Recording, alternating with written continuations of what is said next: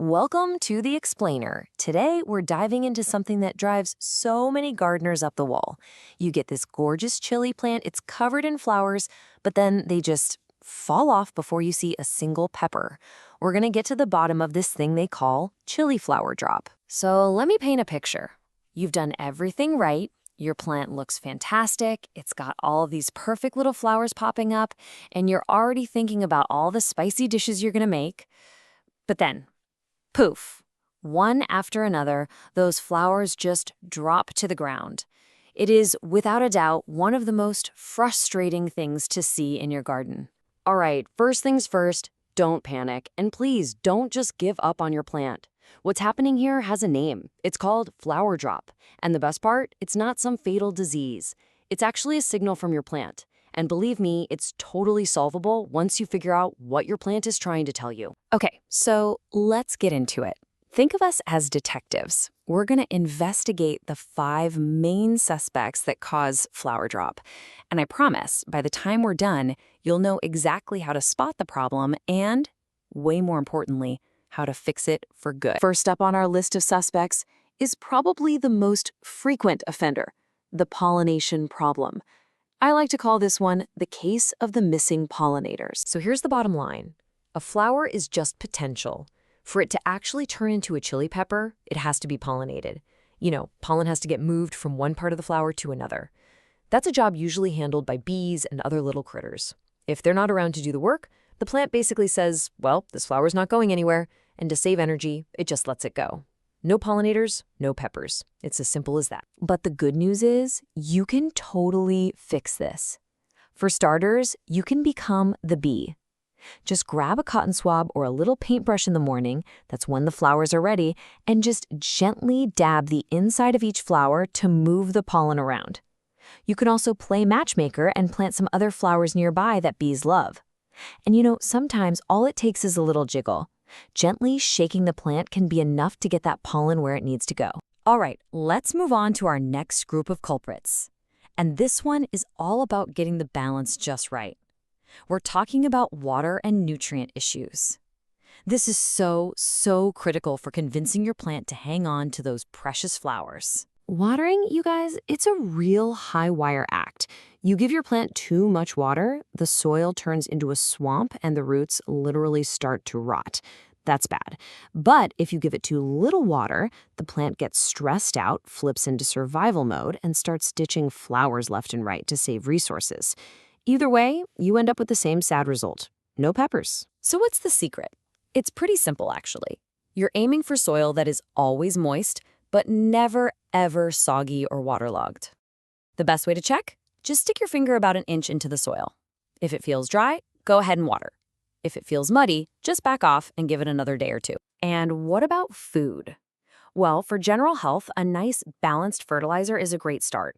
But when it comes to stopping flower drop, potassium is the absolute superstar.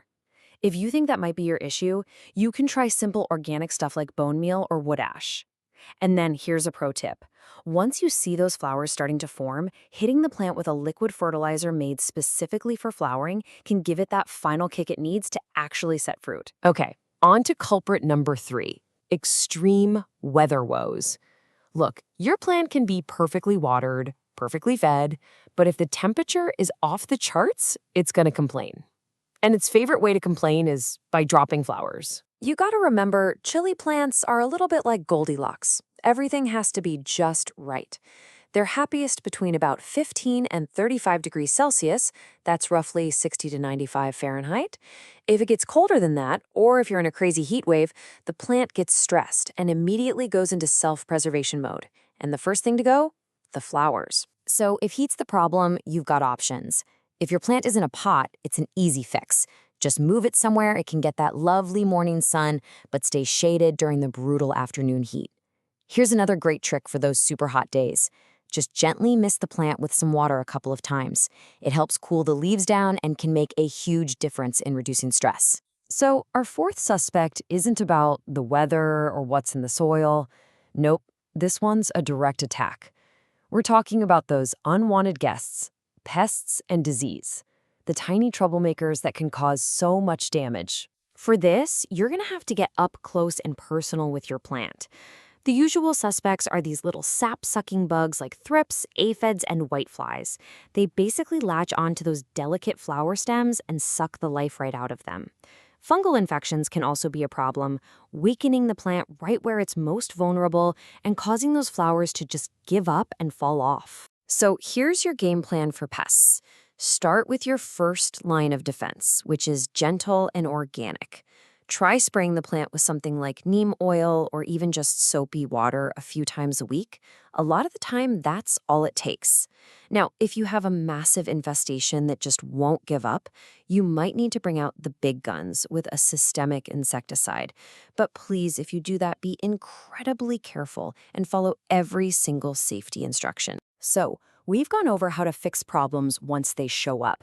But honestly, the best defense is a good offense. Let's put together a little pro-gardener plan. These are the simple, proactive things you can do to avoid problems in the first place and set yourself up for an amazing harvest. I want you to burn this number into your brain. 6 to 8. That is the magic number of hours of direct sun your chili plant needs every single day. Seriously, if it doesn't get this, nothing else we've talked about really matters. This is the foundation for everything. Okay, let's wrap this all up in a simple checklist. It always starts with hitting that sun target, 6 to 8 hours. Then it's about creating a healthy home for your plant. That means good airflow, so maybe a little light pruning, the right balance of water and food, and just keeping an eye out for pests before they become a big deal.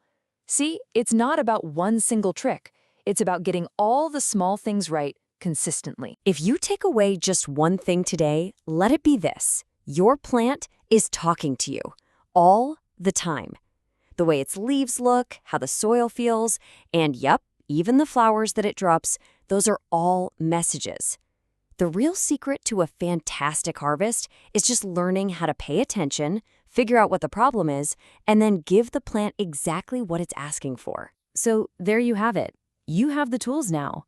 You know the 5 big reasons for flower drop, and you know exactly how to deal with them. You know that being proactive is way better than being reactive. So really, the only question left is, your chili plant is talking. Are you ready to listen?